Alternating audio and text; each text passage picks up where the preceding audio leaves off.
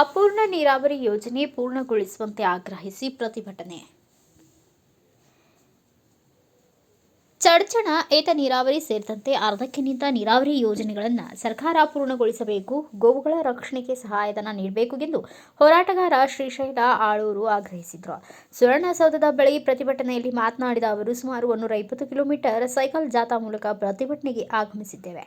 ನೀರಾವರಿ ಯೋಜನೆಗಳಿಗೆ ಸರ್ಕಾರ ವಶಪಡಿಸಿಕೊಂಡ ಜಮೀನುಗಳಿಗೆ ಪರಿಹಾರಧನ ರೈತರಿಗೆ ಜಮೆಯಾಗಬೇಕು.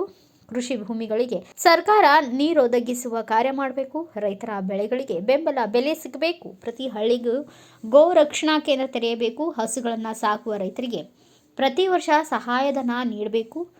ಗೋಸೇವಾ ಕಾರ್ಮಿಕರಿಗೂ ಸಹಾಯಧನ ನೀಡಬೇಕು. ಗೋಶಾಲೆಗಳಿಗೂ ವಿಶೇಷ ಸಹಾಯಧನ ನೀಡಬೇಕು ಎಂದು ಆಗ್ರಹಿಸಿದರು. ನನ್ನ ಹೆಸರು ಶ್ರೀಶೈಲ ಸಿದ್ದಪ್ಪ ಆಳೂರ, ಕೃಷಿ ಕಲ್ಯಾಣ ನಗರ, ಗೋಡ್ಯಾಳ ಗ್ರಾಮ, ವಿಜಯಪುರ ಜಿಲ್ಲೆ, ಚಡ್ಚಣ ತಾಲೂಕು.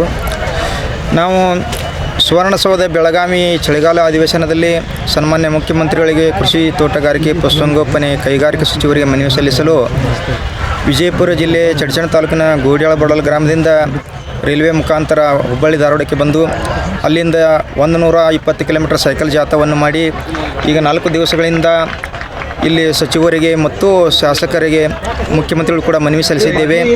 ನಮ್ಮ ವಿನಂತಿ ಏನಂದರೆ, ಈ ಭೂಮಂಡಲ ಮೇಲೆ ಮೊದಲೇ ಯಾವ ತೆರನಾಗಿ ಮಳೆ ಬರ್ತಿತ್ತು ಅಂದ್ರೆ ಮಾನ್ಸೂನ್ ತಕ್ಕಂತೆ, ಕಾಲಮಾನಕ್ಕೆ ತಕ್ಕಂತೆ ಮಳೆ ಬರ್ತಿತ್ತು. ಆದರೆ ಇತ್ತೀಚಲಾಗಿ ಅತಿವೃಷ್ಟಿ, ಅನಾವೃಷ್ಟಿ ಮತ್ತು ಬರಗಾಲ ಹೀಗೆ ಅನೇಕ ಸಮಸ್ಯೆಗಳಿಂದ ರೈತರು ಆರ್ಥಿಕವಾಗಿ ಸಂಕಷ್ಟದಲ್ಲಿದ್ದಾರೆ.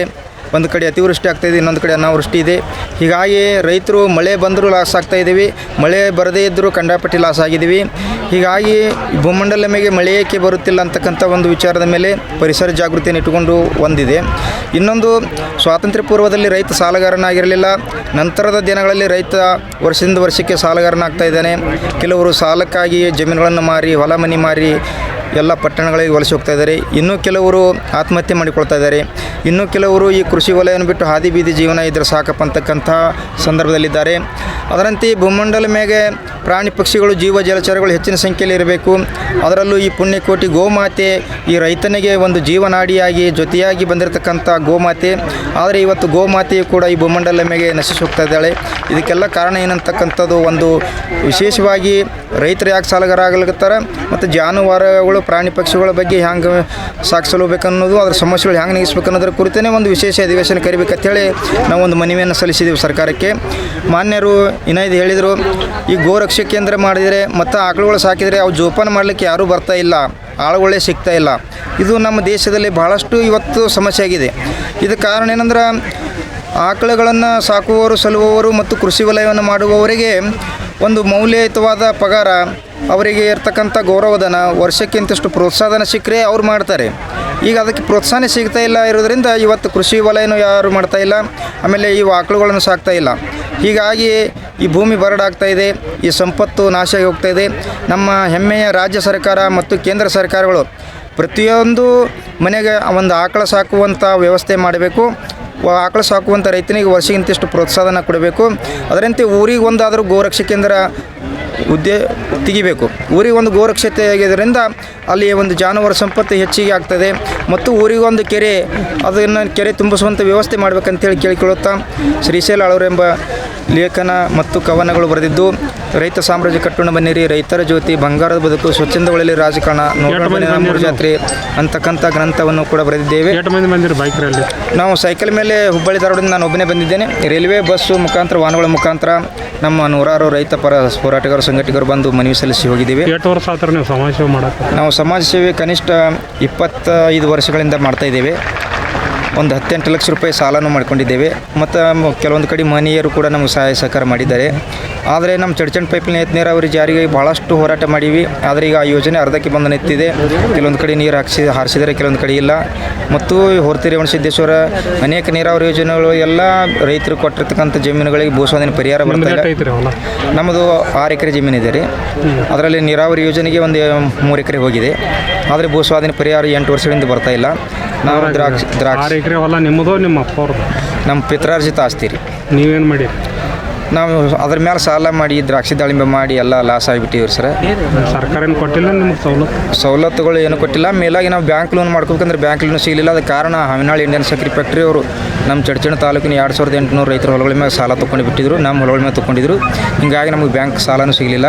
ಇವತ್ತು ಖಾಸಗಿ ಸಾಲ ನಡೆದವರು ಬಡ್ಡಿ, ದಂಡ ಬಡ್ಡಿ, ಚಕ್ರ ಬಡ್ಡಿ ನಮ್ಮ ಕಡೆಯಿಂದ ವಸೂಲಿ ಮಾಡ್ತಾ ಇದ್ದಾರೆ. ಸರ್ಕಾರಕ್ಕೆ ಏನು ಕೇಳಕ್ಕೆ ಬಂದಿರಿ ನೀವು? ನಮಗೆ ಒಟ್ಟಾರೆ ನ್ಯಾಯಯುತವಾಗಿ ನೀರು ಸಿಗಬೇಕು, ನಮಗೆ ಭೂ ಸ್ವಾಧೀನದ ಪರಿಹಾರ ಕೊಡಬೇಕು, ನಮ್ಮ ಎಲ್ಲ ಬೆಳೆಗಳಿಗೆ ಬೆಂಬಲ ಬೆಲೆ ಸಿಗಬೇಕು, ರೈತರನ್ನು ಮತ್ತು ಮಹಿಳಾ ಮಾತೆಯರನ್ನು ಸಂಪೂರ್ಣ ಸಾಲಮುಕ್ತಗೊಳಿಸಬೇಕು. ಮತ್ತು ಹಳ್ಳಿಗೊಂದು ಗೋರಕ್ಷ ಕೇಂದ್ರ, ಆಕಳು ಸಾಕುವಂಥ ರೈತನಿಗೆ ವರ್ಷಿಗೆ ಒಂದು 10,000 ರೂಪಾಯಿ ಅದರ ಸಹಾಯಧನ ಸಿಗುತ್ತೆ. ಇಲ್ಲೇ ಸ್ವಾಮಿಗಳು ನಿಂತಾರೆ, ಯಾರೋ ಆಳುಗಳು ಬರೋರು, ಅದಕ್ಕೇನು ಸಮಸ್ಯೆ ರೈತರ ನೀವು? ಅದಕ್ಕಾಗಲಿ ಅಪ್ಪಾಜಿಯವರು ಈಗಾಗಲೇ ಈ ಗೋರಕ್ಷೆ ಅಭಿಯಾನವನ್ನು ಹಮ್ಮಿಕೊಂಡಿದ್ದಾರೆ. ಈ ಆಕಳುಗಳನ್ನು ಸಾಕು ಸಲುವಂಥವರಿಗೆ ಪ್ರೋತ್ಸಾಹನ ಸಹಾಯಧನ ಆಳುಗಳು ಯಾರು ಬರೋರು ಸಿಕ್ಕರೆ ಅಂದರೆ ಅದಕ್ಕೆ ಬರ್ತಾರೆ. ಅದಕ್ಕೆ ಕಡಿಮೆ ಪಗಾರ ಇರೋದ್ರಿಂದ ಅಲ್ಲಿ ನಿಂತು ಅದ್ರ ಜೊತೆಯಾಗಿದ್ದು ಮಾಡಬೇಕಾದಂಥ ಒಂದು ಜವಾಬ್ದಾರಿ ಕೆಲಸ ಇರೋದ್ರಿಂದ ಕಡಿಮೆ ಪಗಾರ ಇದ್ದಾರೆ. ಅಲ್ಲಿ ದಿನಾಲೂ 1,000-1,200 ರೂಪಾಯಿ ಗೌರವಧನ ಕೊಡಬೇಕಲ್ಲ ಯಾವ್ರಿಗೆ, ಅದಕ್ಕೆ ನೀವು ಮನವಿ ಸಲ್ಲಿಸಿರಿ? ಅದಕ್ಕೆ ಈಗಾಗಲೇ ಸಾಕಷ್ಟು ಸಲ ಮನವಿ ಸಲ್ಲಿಸಿದ್ದೀವಿ. ಅಪ್ಪಾಜಿ ಅವ್ರ ಮುಖಾಂತರನೂ ಕೂಡ ನಾವು ವಿನಂತಿ ಮಾಡ್ಕೋತೀವಿ. ನೀವು ಪ್ರತಿ ಜಿಲ್ಲೆ ಸರ್ಕಾರಕ್ಕೆ ಸಂಘಟನೆಯಿಂದ ಯಾಕೆ ಕೇಳಬಾರ್ದು? ಒಂದು ಗುಡಿ ಪೂಜೆ ಮಾಡಕ್ಕೆ 10,000 ಕೊಡಾಕತ್ತಾರ. ಹೌದ್ರಿ. ಒಂದು ಗೋ ರಕ್ಷಣಾ ಇಂಥವೆಲ್ಲ ಸಾಲಿ ಈಗಾಗಲೇ ಯಾಕೆ ಕೊಡಬಾರ್ದು? ನೀವು ಯಾಕೆ ಮಾಡಬಾರ್ದು? ಹಿಂದಿನ ಸರ್ಕಾರದಲ್ಲಿ ತಾಲೂಕಿಗೆ ಒಂದು ಗೋರಕ್ಷಾ ಕೇಂದ್ರ ಅಂತೇಳಿ ಅದು ಆದೇಶ ಮಾಡಿದರು. ಆದರೆ ಆದೇಶನೂ ಇವತ್ತು ಪೆಂಡಿಂಗ್ ಉಳಿದಿದೆ. ನಾವೇನು ಪ್ರತಿ ಗ್ರಾಮ ಪಂಚಾಯತಿಗೆ ಒಂದಾದರೂ ಗೋರಕ್ಷಾ ಕೇಂದ್ರ ಸರ್ಕಾರದಿಂದಲೇ ತೆರೀಬೇಕು. ಪ್ರತಿಯೊಂದು ಮನೆಗೆ ಒಂದು ಆಕಳ ಕನಿಷ್ಠ ಇರಬೇಕು. ಆ ಒಂದು ಆಕಳ ಸಾಕುವಂಥ ಒಬ್ಬ ರೈತನಿಗೆ ಕನಿಷ್ಠ ವರ್ಷಿಗೆ 10,000 ರೂಪಾಯಿ ಪ್ರೋತ್ಸಾಹನ ಕೊಡಬೇಕು. ಮತ್ತು ಇಂಥ ಮಠ ಮಂದಿರ ಸ್ವಾಮೀಜಿಗಳವರು ಸಾಕುವಂಥವರಿಗೆ ವಿಶೇಷವಾದಂಥ ಒಂದು ಸಹಾಯಧನ, ಏನೇನು ಅವಶ್ಯಕತೆ ಇದೋ ಎಲ್ಲನೂ ಕೊಟ್ಟು ಮೇವು ಉತ್ಪಾದನಾ ಬೆಳೆ ಇವೆಲ್ಲ ಮಹಾರಾಷ್ಟ್ರದಾಗ ಆಕಳಿಗೆ 50 ರೂಪಾಯಿ ಕೊಡಾಕತ್ತಾರೆ. ಈ ರಾಜ್ಯದಾಗ ಯಾಕೆ ಕೊಡೋರು? ನೀವೇನು ಮಾಡಾಕತ್ತೀರಿ? ಅದಕ್ಕೆ ಎಲ್ಲ ನಮ್ಮ ರೈತ ಮುಖಂಡರು ಮತ್ತು ರೈತ ನಾಯಕರು ಈ ಮಾಧ್ಯಮದವ್ರ ಮುಖಾಂತರ ನಮ್ಮದು ಕರ್ನಾಟಕ ಸರ್ಕಾರಕ್ಕೆ ಒಂದು ಆಗ್ರಹ ಇದೆ.